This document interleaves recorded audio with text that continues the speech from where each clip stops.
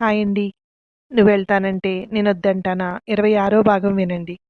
బానే మాట్లాడుతోంది అనుకుని స్వప్న అంత కాదు. కానీ పర్లేదు ధైర్యం ఉన్నదే బ్రతకగలదు అనుకున్నాడు శ్రీనివాస్. ఇదంతా మీతో ఏదో వాదించాలని, కన్విన్స్ చేయాలని కాదు. మీ ఒపీనియన్ చెప్పారు. దాంతో నా అభిప్రాయం కూడా చెప్పేశాను. మీ మనసు కష్టపడితే సారీ అంటూ తన రూమ్‌లోకి వెళ్ళిపోయింది మధు. మధు తన రూమ్‌లోకి వెళ్ళిపోయాక, మధు అన్నది కూడా పాయింటే. నిజంగా తనే మన కూతురయ్యుంటే, దాని జీవితం ఇలా అవుతుంటే చూస్తూ ఊరుకునేవాళ్ళమా? ఏమోలెండి. ఎందుకొచ్చింది? ఎక్కువ ఆలోచించకూడదు. ఆలోచిస్తే ఎవరో ఒకరి తరపున మాట్లాడాలి. అలా నిజాయితీగా మాట్లాడాలంటే, మధు తరపునే మాట్లాడాలేమో! అంది లక్ష్మి. నిన్ను బుట్టలో వేసుకున్నట్టుంది. తన కోసం మాట్లాడుతున్నావు. ఇప్పటికైనా వాడితో మాట్లాడి కలిసుండాలనుకుంటుందేమో చూడు. ఆ అమ్మాయి ఇష్టపడుతోంది కనుక త్యాగం చేస్తున్నాను అన్నట్టుంది అన్నాడు శ్రీనివాస్. ఇలా అంటారనే మాట్లాడడానికి భయం అంటూ లేచి వెళ్ళిపోయింది లక్ష్మి. పాయింట్ టు పాయింట్ ఎంత చక్కగా వివరించింది. ఈ అమ్మాయికి తన లైఫ్ మీద తనకో క్లారిటీ ఉంది. తప్పు చేశాను కానీ దాన్ని సరిదిద్దుకునే ఛాన్స్ లేదు కనుక వాడి కుటుంబ లైఫ్కి తను అడ్డు రాకూడదు అనుకుంటోంది. మధు ప్లేస్లో స్వప్న ఉంటే నిలబెట్టి కడిగి పారేసేది. అమ్మో! ఆ వాగ్దాటికి తట్టుకోవడమే, నోరు మూసుకుని వాళ్ళిద్దరిని కలిపి వచ్చేయడమే. ఎంతసేపు నేను స్వప్న గురించి ఆలోచిస్తున్నాను. కట్టుకున్న వాడిని ఇష్టపడుతున్న ఒక అమ్మాయి లైఫ్ బాగుపడడం కోసం పెట్టిన కొన్ని రూల్స్‌ను కూడా ఫేస్ చేయడానికొచ్చింది మధు. ఎవరు తనని అడ్డుగా భావించకూడదు అనుకుంటోందేమో. స్వప్న కోసం ఇక్కడికొచ్చి ఉండాలనుకునే నిర్ణయం మాత్రం హైలైట్. కడుపుతో ఉన్న పిల్ల తనని ఇష్టపడని వాళ్ళ మధ్య ఉండడం అంటే సాహసమే. ఈ అమ్మాయి ఇలా ఆలోచిస్తుందంటే వాళ్ళ అమ్మా నాన్న ఎలా ఆలోచిస్తున్నారో. విడిపోతారు అని తెలిసిన వెంటనే వాళ్ళొచ్చి ఆస్తిలో వాటా కానీ లేదా ఇంత అమౌంట్ అని కానీ అడిగుంటే ఏం చేసేవాడిని? అలాంటి వాళ్ళైతే వదిలించుకోవడానికి ఈజీగా ఉండేది. ఇలాంటి అమ్మాయిలను వదిలించుకోలేము.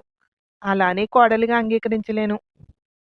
ఇంట్లో ఉంటే ఇలాగే ఆలోచిస్తాను అని లేచి బయటికి వెళ్ళాడు. తనకు ఎదురు వస్తున్న వసంతని చూస్తూ ఏంట్రా హడావిడి? ఎక్కడికి పరుగులు పెడుతున్నావు? అన్నాడు శ్రీనివాస్. అమ్మాయిని పురిటికి తీసుకొచ్చానురా. దానికి జిలేబీ అంటే ఇష్టం. పట్టుకు వెళ్దామని అన్నాడు ఆగకుండానే. దానికే పరుగులు? షాప్ ఎక్కడికి పోదు. నిదానంగా వెళ్ళు అన్నాడు నవ్వుతూ శ్రీనివాస్. నీకు ఆడపిల్ల లేదురా. ఉంటే తెలిసేది. పురిటికి పుట్టింటిని వచ్చిన పిల్లని ఎంత అపురూపంగా చూసుకోవాలనుకుంటుందో తండ్రి మనసు అన్నాడు వెళ్తూనే. సరే వెళ్ళు వెళ్ళు అంటూ ముందుకు వెళ్ళాడు శ్రీనివాస్. పురిటికి పుట్టింటికి వెళ్ళాల్సిన పిల్ల వచ్చి ఇక్కడ కూర్చుంది మా నెత్తి మీద. ఆ అమ్మాయి చెప్తే మాత్రం ఒప్పేసుకోవడమేనా? ముక్కు మొఖం తెలీదు. వచ్చి తిష్ట వేసేసింది అనుకున్నాడు శ్రీనివాస్ విసుగ్గా. సాయంత్రం అందరూ పంచాయతీ ఆఫీస్ అరుగు మీద మీటింగ్ వేస్తారు. అక్కడికి చేరాడు. వాళ్ళతో కబుర్లు చెప్తుంటే వసంత్ 2 కవర్లు పట్టుకుని వెళ్ళడం కనిపిస్తోంది. ఈ రోజు నుండి వసంత్ గారు అప్పుడప్పుడు వస్తారు. రోజూ రారు. వాళ్ళ అమ్మాయి పురిటికొచ్చేసింది అన్నాడొకతను. అదే హడావుడిగా పరిగెడుతున్నాడు జిలేబీ కోసమట అన్నాడు శ్రీనివాస్. వాళ్ళు ఏడో నెల వరకు పంపించమంటే తపించిపోయాడు. మీరు వినే ఉంటారు కదా! రోజూ వాళ్ళ గురించే చెప్తూ ఉంటాడు. ఎలా అయినా తండ్రులకు కూతుళ్ళ మీద ప్రేమ ఎక్కువ ఉంటుందండి అన్నాడు. అవును రోజూ చెప్తున్నాడు. అప్పుడు పెద్దగా పట్టించుకోలేదు. ఈరోజు ఈ అమ్మాయి ఇంట్లో ఉండడం వల్ల ఈ మాటలు పట్టించుకున్నాను అనుకున్నాడు శ్రీనివాస్. నాకు అంతే. నా కూతురు అలానే నన్ను అస్సలు వదలదు. నెలకోసారైనా వెళ్ళి చూసొస్తాను. ఏంటోనండి ఎప్పుడు పెట్టబడిందో కానీ ఈ ఆచారం ఎంతో అల్లారు ముద్దుగా పెంచుకొని ముక్కు మొఖం తెలియని వాళ్ళ ఇంటికి పంపించేస్తాం. వాళ్ళందరినీ తన వాళ్ళు అనుకుని నెమ్మదిగా వాళ్ళ కుటుంబంలో ఒక భాగమైపోతారు. అనుకుంటాం కానీ మనకంటే ఆడవాళ్లకు నేర్పరితనం ఎక్కువ అన్నాడు ఇంకొకతను. మాట్లాడుకుంటుంటే వసంత్ కూడా వచ్చి అక్కడే కూర్చున్నాడు. ఏంటి వసంత్ మొత్తం షాప్ అంతా తీసుకువెళ్ళిపోయినట్టున్నావు అన్నాడు శ్రీనివాస్. ఏదో తాపత్రయం తింటుందని తనకిష్టమైనవన్నీ ప్యాక్ చేయించేశాను. అదే తిడుతోంది మా ఆవిడ. మీరు తినడం కోసం కూతురు వంకపెట్టి తెచ్చారా అంటూ అన్నాడు. నిజమే చెల్లెమ్మ బానే కనిపెట్టింది అన్నాడు శ్రీనివాస్. నువ్వు బానే ఉన్నావు. మీ చెల్లెమ్మకి తగ్గట్టే. నేను తినాలనుకుంటే ఇంటి వరకు ఎందుకు పట్టుకెళ్తాను? షాపు దగ్గర నిలబడి తినేస్తాను కదా! ఆ విషయం దానికి తెలుసులే. ఏదో ఆశ. ఏది సరిగ్గా తినలేదు కడుపుతోటుండగా. పాపం వాళ్లకు మరో జన్మ ఎత్తినట్టే కదా! అన్నాడు వసంత్. లక్ష్మికి నెల తప్పిన దగ్గర నుండి వాంతులు. ఉసూరుమంటూ ఉండేది నీరసంతో. శ్రీనివాస్ తల్లి, నీ పెళ్ళాన్ని కూర్చోబెట్టి చేసేది నా వల్ల కాదు నాయనా. పుట్టింటికి పంపించేసుకో అంది. దాంతో మూడో నెల వచ్చిన దగ్గర నుండి పుట్టింట్లోనే ఉంది లక్ష్మి. మళ్ళీ పిల్లోడు పుట్టిన 3 నెలల తర్వాత ఎత్తుకుని వచ్చింది. ఈ కష్టాలు సుఖాలు ఎప్పుడూ పెద్దగా పట్టించుకోలేదు. నా వరకు ఏమీ రాలేదు అనుకున్నాడు శ్రీనివాస్. ఏంటి శ్రీనివాస్ ఆలోచన? మీ ఇంటికి ఎవరో చుట్టాలొచ్చినట్టున్నారు? 2 రోజుల నుండి మీరు రావట్లేదు అన్నాడు. ఇంకెవరు? నా కొడుకు ప్రేమించి పెళ్లి చేసుకున్న పిల్ల. విడిపోదామని ఇద్దరూ డైవర్స్కి అప్లై చేశారు. వాళ్ళు సంవత్సరం అయినాక అందే విడాకులు ఇవ్వరట. అందుకని కొద్ది రోజులు కలిసి ఉండమన్నారు. మావాడు నా వల్ల కాదు, నా దగ్గర ఉంచుకోను అంటే ఇక నేను తీసుకొచ్చాను. ఆ పిల్ల కడుపుతో ఉంది. డెలివరీ అయ్యే వరకు ఉంచుకుని పంపిద్దామని మేమే తీసుకొచ్చాం అన్నాడు శ్రీనివాస్. అదేంటి, కడుపుతో ఉందని తెలిసి కూడా వదిలేస్తున్నారా? కడుపుతో ఉన్న పిల్ల మనసు కష్టపెట్టకూడదు అన్నాడు ఒకతను. వదిలేస్తోంది మేం కాదు. ఆ పిల్లకి మేమెవరూ నచ్చలేదట. ఏదో కోర్టు కలిసుండమంది కనుక వచ్చుంటుందంతే అన్నాడు శ్రీనివాస్. మనవడు పుడితే నువ్వే ఉంచేసుకుని పిల్లని పంపించు. ఏమో, రేపొద్దుట పెళ్ళయ్యాక వాడికి పిల్లలు పుడతారో పుట్టరో ఎవరికి తెలుసు అన్నాడు. ఇప్పుడు పుట్టగాలేంది తర్వాత పుట్టరా ఏంది? నువ్వు మరీ విడ్డూరంగా చెప్తున్నావు బాబాయ్ అన్నాడు శ్రీనివాస్. ఏమో, ఎవరు చెప్పొచ్చారు? అలా తల్లి కడుపులో నుండి బయటకొచ్చిన వెంటనే తండ్రికి దూరం చేస్తే ఆ శాపం తగిలి పిల్లలు పుట్టడం మానేస్తే అప్పుడు నీ వంశం నిర్వంశం అయిపోతుంది. నా మాట విను. ముందు జాగ్రత్తగా పుట్టిన పిల్లాన్ని మీకిచ్చేయమను. అంతగా పిల్లలు పుడితే అప్పుడే బెంగ పెట్టుకున్నాడు అని తీసుకెళ్ళి ఇచ్చేయచ్చు అన్నాడు. నువ్వు బానే చెప్తున్నావు కానీ చంటి పిల్లాడిని అలా తల్లికి దూరం చేసి ఆ తర్వాత బెంగ పెట్టుకున్నాడు అని తీసుకువెళ్తే ఎవరైనా నమ్ముతారా? అప్పటి వరకు పోనీలే నా తలరాత అనుకున్నా అప్పుడు తిక్కలేస్తుంది. ఎదురు తిరుగుతుంది ఖచ్చితంగా అన్నాడు శ్రీనివాస్. ఎవరి నమ్మకం గొడవ మనకెందుకు? ఏమయ్యా శ్రీనివాసు, నేను చెప్తున్నాను విను. ఎందుకు చెప్పానో, పుట్టిన పిల్లాన్ని నీ దగ్గరే ఉంచుకుని అమ్మాయిని పంపించు. అంతే. అంతగా కాకపోతే అమ్మాయిని ఒక 6 నెలలు ఉంచుకో. పిల్లాడికి 6 నెలలు వచ్చే వరకు తల్లిపాలుంటే చాలు. తర్వాత పోతపాలు పోసి పెంచుకోవచ్చు అన్నాడు. ఆ అమ్మాయి భర్తకు దూరమైపోతుంది. ఇప్పుడు కడుపున పుట్టిన పిల్లల్ని కూడా దూరం చేస్తారా? అన్నాడు ఇంకొకతను. అది ఆ అమ్మాయికే మంచిది. పిల్లలు ఉన్నారంటే రేపు పెళ్ళవుతుందా తనకి? అన్నాడు ఇంకొకడు. ఉన్నన్ని రోజులు జాగ్రత్తగా చూసుకో. పిల్లోడు పాలు మానేశాక నీ దగ్గర ఉంచేసుకో పిల్లాడిని. అలా అందరూ తలొక మాట చెప్తూనే ఉన్నారు. ఈ మాటలన్నిటిలోకి శ్రీనివాస్‌కి బాగా ఎక్కింది రేపొద్దుట పిల్లలు పుట్టకపోతే అన్న మాట ఒక్కటే.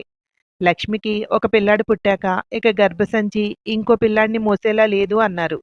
రిమూవ్ చేసేశారు కూడా. అలా ఏదైనా జరిగి వాడికి మళ్ళీ పిల్లలు లేకపోతే లక్ష్మికి ముందుగానే చెప్పాలి అనుకున్నాడు. లేచి నిలబడిన శ్రీనివాసుని చూస్తూ వెళ్ళిపోవడానికో, ఉండడానికో దేనికైనా కాని కడుపుతో ఉన్న పిల్ల ఇంట్లో ఉంది. జాగ్రత్త, శుభ్రంగా చూసుకో. పుట్టింట్లో ఉండాల్సిన పిల్ల మీ ఇంట్లో ఉంది. అక్కడుంటే ఏదైనా చనువుగా అడిగి తెప్పించుకునేది. ఎలాగో విడిపోయే పిల్ల కదా అని వదిలేయకు. పాపంరా ఆడవాళ్ళు. వాళ్ళని అర్థం చేసుకుంటే మనకే మంచిది. లేదంటే ఆ శాపం జన్మంతా వెంటాడుతుంది అన్నాడు వసంత్. సరేలే, మనం ఏమీ వద్దనుకోవట్లేదు. ఆ పిల్లే మనల్ని వద్దనుకుంటోంది. సరే వెళ్తున్నాను. రేపు కలుద్దాం అన్నాడు. అందరికీ వెళ్తానని చెప్పి ముందుకు వెళ్తూ ఆలోచిస్తున్నాడు శ్రీనివాస్. పోనీలే, వీళ్ళంతా చెప్పారు కదా, ఏదైనా తీసుకువెళ్దామా అంటే నా కొడుకును వదలకుండా ఇక్కడే ఉండిపోతుందేమో. ఎవరికైనా అంతే కదా, ప్రేమగా ఉంటే వాళ్ళని వదులుకోవాలనిపించదు. ఈ అమ్మాయికి అలా అనిపిస్తే ఎందుకొచ్చింది? ఏమీ వద్దు. ఆ పిల్ల వినకుండా లక్ష్మికి చెప్పొచ్చులే. తనకేం కావాలో అడిగి అన్నీ చేసి పెట్టమని. తను చేయలేందుంటే అప్పుడైతే తేవచ్చు అనుకున్నాడు. శ్రీనివాస్ లోపలికొస్తుంటే అక్కడ కింద కూర్చుని కూరలు కొస్తోంది మధు. శ్రీనివాస్ రావడం చూసి పైకి లేవడానికి ప్రయత్నిస్తోంది. వద్దులే అమ్మా, లేవకు కూర్చో. నేను ఇంట్లో ఉన్నంతసేపు అటు ఇటు తిరుగుతూనే ఉంటాను. నేను ఇలా వచ్చినప్పుడు లేచి నిలబడతావా? గౌరవం అనేది మనసులో ఉంటే చాలు.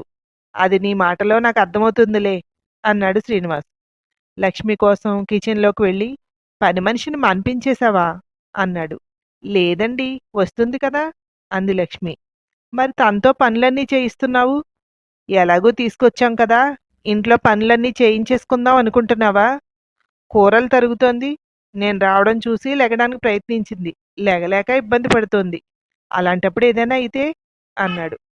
ఇప్పుడు ఏం పర్లేదు. ఇంకా నెలలు దాటాక అంటే ఇబ్బంది కానీ, అయినా అబ్బో, కోడలి మీద ఏగ వాళ్ళనిచ్చేలా లేరే అంది.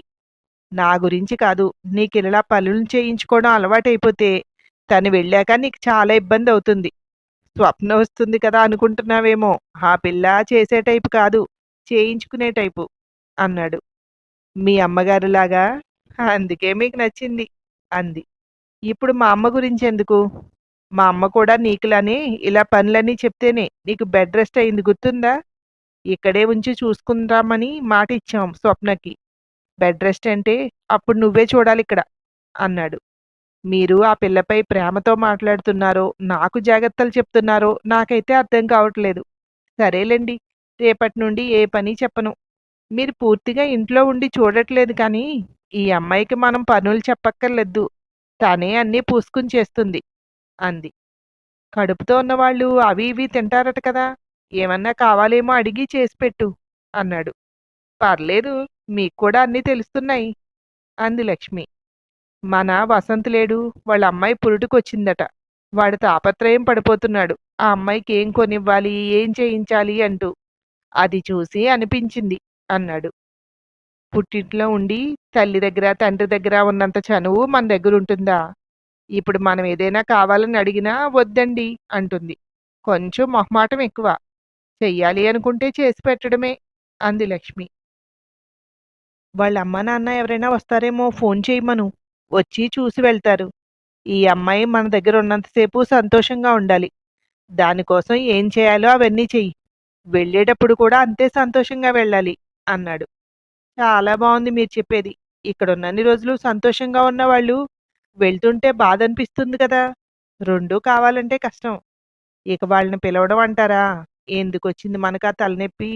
వాళ్ళొచ్చి ఇదంతా చూసి వాళ్ళకి ఇక్కడే ఉండిపోతే వాళ్ళ కూతురు బావుంటుంది అనిపిస్తే? అలా అనిపించిందనుకోండి, మీరీ పిల్లని కోడలుగా స్వీకరిస్తారా అంది. వద్దనుకునే కదా ఇన్ని పాటలు పడుతుంటే. మళ్ళీ మొదటికొస్తావేంటి? కడుపుతో ఉన్న పిల్లకి ఏవో కోరికలు, ఆశలు ఉంటాయట.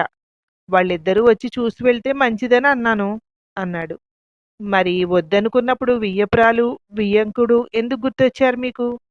వాళ్ళ పిల్ల తీసుకువెళ్ళాలని వాళ్ళకే లేదు, మనకెందుకు మధ్యలో అంది. అంటే ఈ టైంలో పుట్టింట్లో ఉండాల్సిన పిల్ల కదా, పోనీ వచ్చి చూసి వెళ్తారు అని. నేను చెప్పింది ఆ అమ్మాయి సంతోషంగా ఉండడం కోసం. ఏదో అక్కడ ఉండాల్సిన పిల్ల ఇక్కడ ఉండిపోయింది అనే జాలితో అన్నానంతే అన్నాడు. ఒకవేళ రావాలంటే అమ్మాయి ఫోన్ చేసి రమ్మంటే వస్తారా? మన ఇల్లు కనుక మీరో నేనో చెప్తే వస్తారు. మీరు ఫోన్ చేసి పిలుస్తారా అంది. పరిచయం లేని దానికి ఎలా ఫోన్ చేయను అన్నాడు. ఇప్పుడు ఈ పిల్ల పరిచయం ఉందా? మీరు మాట్లాడడం లేదు, ఉత్తి మాటలేనా, వాదిస్తున్నారు కూడా. అలాగే వాళ్ళకి ఫోన్ చేయండి, వచ్చి చూసి వెళ్తారు. వాళ్ళు మిమ్మల్ని చూస్తారు, మీరు వాళ్ళని చూద్దురు గాని అంది లక్ష్మి. ఆ తర్వాత ఏమైందో మరో భాగంలో వినండి. Thank you.